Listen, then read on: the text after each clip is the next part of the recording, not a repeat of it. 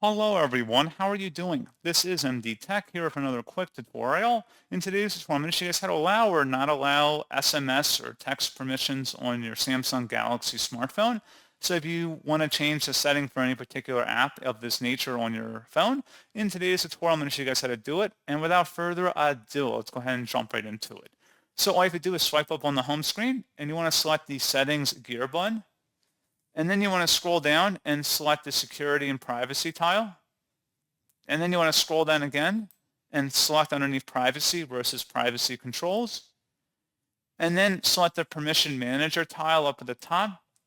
And then you want to scroll down underneath where it says SMS. Go ahead and select that. So apps with this permission can send and view SMS messages. Go ahead and select whatever app you want to change the permission for, and you can either allow or don't allow it.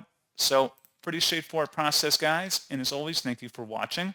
I do hope I was able to help you out, and I do look forward to catching you all in the next tutorial. Goodbye.